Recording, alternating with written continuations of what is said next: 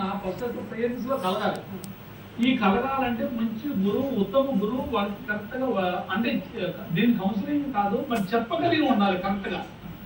ఈ పేరెంట్స్ అలా కాదండి, ఒక మన కళ మనదైనటువంటి ఈ కళ ఇలా ఉంటుంది, ఇన్నాళ్ళు నేర్చుకుంటే కొంత వస్తుంది అనేటువంటి భావన ఉండాలి. ఒకటి కూడా యాక్సెప్ట్ చేయట్లేదు మాస్టర్. అంటే స్కూల్స్ అట్లీస్ట్ వాళ్ళ దగ్గర నుంచి కలగాలి కదా మనకి. స్కూల్స్ వాళ్ళు కూడా రాత్రి 8 రాత్రి 9. నేను ఇప్పుడు కాంపిటీషన్ ఎక్కువ ఎడ్యుకేషన్ లో ఎలా ఉందంటే, ఇప్పుడు ఒక 40 మంది క్లాస్ లో ఉంటే ఒక 5 ఈవినింగ్ 7 o'clock దాకా ఎడ్యుకేషన్ సిస్టమ్ ఏమైంది, ఈ 40 మందిని పొద్దు నుంచి సాయంత్రం 5 పొద్దున 5 నుంచి సాయంత్రం దాకా పెట్టేస్తున్నారు. మరి 5 అవసరమైనప్పుడు మిగతా 35 మంది కూడా వాళ్ళ కోవలో ఉన్నారు. ఆ 35 మందిని సెలెక్ట్ చేసుకోవడానికి వదిలేస్తే నాట్యము, సంగీతము, కంప్యూటర్ వాళ్ళందరూ చాలా నేర్చుకోవడానికి అవకాశం ఉంటుంది. ఇవన్నీ కూడా చాలా స్కూల్స్ గమనించట్లా. పేరెంట్స్ ఏం చేస్తున్నారు, ఎంతసేపు మా అమ్మాయి పొద్దున్న సాయంత్రం దాకా వెళ్ళి చదువుకుంటే సరిపోతుంది. పిల్లల్లో ఉన్నటువంటి ఆ మనోభావాన్ని, కొంతమంది గేమ్స్ అంటే ఇష్టం, కొంతమంది కంప్యూటర్ అంటే ఇష్టం, కొంతమంది ఫైన్ ఆర్ట్స్ అంటే ఇష్టం.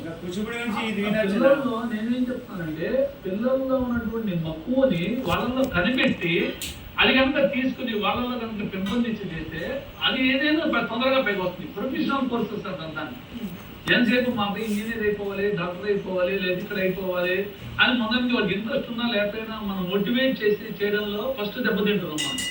అది వేరే ఆ డెడికేషన్ అక్కడ దెబ్బతింటుంది. అలా కాకుండా మనం వాళ్ళ ఇంట్రెస్ట్ ని మనం ఎంకరేజ్ చేస్తే కొంత డెడికేషన్ అనేది సరిపోతుంది. మరి స్కూల్స్ అంటే మన స్కూల్స్ వాళ్ళు కూడా, ప్రిన్సిపల్స్, అడ్మినిస్ట్రేషన్ వాళ్ళందరూ కూడా కొంచెం కోఆపరేట్ చేయాలి, గమనించాలి కూడా వాళ్ళలో. అదొకటి. ఇంకోటి ఏంటన్నారు, మాస్టర్ నుంచి మాస్టర్ ఒక మాస్టర్ దగ్గర నుంచి యాక్చువల్గా అవుతానండి కొన్ని కళల్లో ఇప్పుడు ఒక మాస్టర్ కి టీచ్ చేసేటువంటి విధానాలు ఫైనాన్స్ ముఖ్యంగా. సో అది వాళ్ళు చదువుతో కంపేర్ చేస్తారు. ఒక సెక్షన్ నుంచి ఒక సెక్షన్కి వెళ్ళడం, లేదా 4వ క్లాస్ నుంచి 5వ క్లాస్కి వెళ్ళడం గమనిస్తారు. కానీ దీంట్లో ఏమవుతుంటే సాంప్రదాయం ఉంటుంది. అది చెప్పేటువంటి టీచర్ సాంప్రదాయం. ఒక 2 సంవత్సరాలు అయిపోయిన తర్వాత గురువు ఇలా చెయ్యి అనగానే ఆ కదలికలను బట్టి శిష్యులు క్యాచ్ చేస్తారు. కదలికలు బట్టి మనం ఏంట్రా చూసేవాడికి అర్థం కాదు, ఏంటి మాస్టర్ ఇలా చూసినంత మాత్రం నా డాన్స్ చేస్తున్నారు ఏంటి అనుకుంటారు. అది ఏమవుతుందంటే ఆ మాస్టర్ యొక్క వాల్యూస్ ఆ స్టూడెంట్స్ క్యాచ్ చేస్తారు.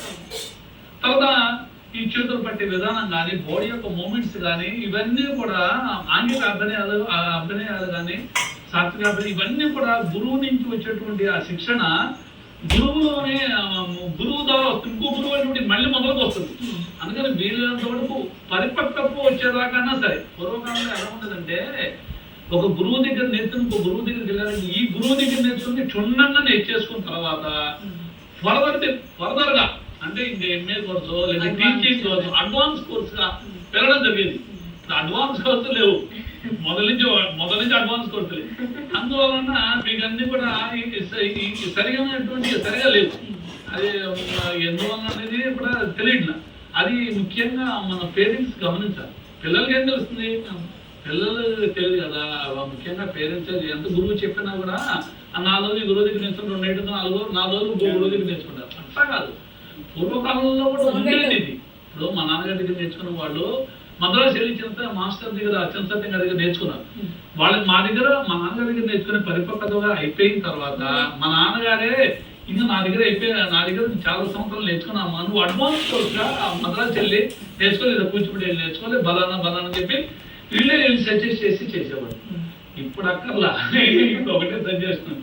మరి అటువంటిది సరిగా లేదు. అటువంటిది మళ్ళీ గమనించాలి. ఒక గురువు దగ్గర క్షుణ్ణంగా నేర్చుకోవాలని అనేటువంటి ఆ భావం వాళ్ళ తల్లిదండ్రులు కానీ అందరికీ పిల్లలకి మనం కలెక్ట్ చేయాలి. పిల్లలకి తప్ప ఎప్పుడు అది తర్వాత రెండోది, ఇప్పుడు ఎలా ఉంటుందంటే, ఇప్పుడు రింగుల డ్యాన్సా, మేకుల డ్యాన్సా, ఇవన్నీ కూడా సాంప్రదాయంలో ఏది లేదు. ఇందాక మీరు చూసారు మార్పు అన్నాడు, చూసారా?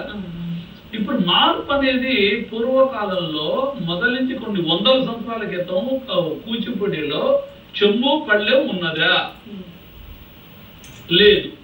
ఒకవేళ ఉన్నట్టయితే ఏ నాట్యశాస్త్రంలోనే, భక్తుడు నాట్యశాస్త్రంలోనూ ఉండేది. సరే, ఎనీవే పబ్లిక్ యొక్క ఇంపాక్ట్, పబ్లిక్ మార్పు ఎలా కోరుకున్నారు అంటే ఒక చెంబుని ఒక పళ్ళెం మీద ఒక చెంబు పెట్టి నెత్తి మీద చెంబు పెట్టుకుని నీళ్ళతో కలసం పెట్టుకుని ఇలా చేస్తుంటే ఆర్టిస్ట్ యొక్క కాన్సన్ట్రేషన్ ఎంత కరెక్ట్ గా ఉంటుంది, దీని మీద కష్టతరమైనటువంటి జతులు చేస్తే ఎంత భావన ఎంత అవగాహన ఉంటుంది అంటే నర్తకి యొక్క డెడికేషన్ కాన్సన్ట్రేషన్ ఎంత మనకు ఉంటుంది. ఇది పబ్లిక్ లో మనం ఆహా అనేటటువంటి చేయాలన్నటువంటి సంకల్పం మార్పు భావం అప్పుడు కూచిపూడి వాళ్ళలో కలిగి దాన్ని ఇలా చేస్తే బాగుంటుంది. అంటే మన సమాజంలో కూడా వెగటగా ఉండకుండా ఏది కూడా సాంప్రదాయ సిద్ధంగా ఒక పద్ధతిగా ఒక క్రమ పద్ధతిలో వాళ్ళు ఇలా చేస్తే బాగుంటుందని 10 మంది ఆలోచించి క్రమశిక్షణగా పెట్టినటువంటిది చెంబు పళ్ళు.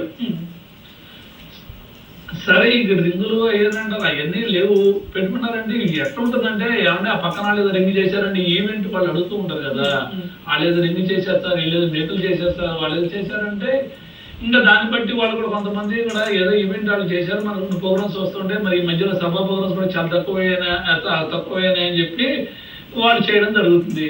మరి సాంప్రదాయాల్లో ఉందంటే అది సాంప్రదాయాల్లో ఉండదు. అది మార్పుభావం అంటే ఏదో తాత్కాలికంగా ఈవెంట్స్ ప్రోగ్రామ్స్ చేసేవే కానీ అవన్నీ మామూలుగా మెయిన్ గా చేసేటువంటిది కాదు. ఏదైనా ఎగ్జామ్స్ లో ఉండవు, సిలబస్ లో ఉండవు, మన కూచిపూడి గ్రామాల్లో చేసేటువంటి అంశములు కాదు, సభా ప్రోగ్రాంలో చేసే అంశములు కాదు. అందుకని అవి దాని గురించి పెద్ద మనం రీజన్ గా తీసుకెళ్తున్నటువంటి అవసరం కూడా పెద్ద ఏమి ఉండదు నాకు తెలిసి. ఎందుకంటే అవన్నీ ఎట్టగా ఉండదు కదా, ఏదో పబ్లిక్ కోసం ఊహా ఉండడానికి ఏదో 4 సార్లు చేసే దాని డాన్స్లు అవన్నీ కూడా. అందుకనే అది అంత పెద్ద తీసుకోవాల్సిన అవసరం లేదమ్మా. నీ సాంప్రదాయంగా నీ తెలిసినటువంటి చక్కటి కళని చక్కగా నువ్వు చెప్పి పేరెంట్స్ కి పిల్లలకి చక్కగా చెప్పమ్మా, అంతేకాదు ఏమ్మా అది. ఓకే, నాట్య సుమాంజలి ఫోన్ ఇన్ లైవ్ కార్యక్రమంలో ఒక చిన్న విరామం తీసుకుందాం.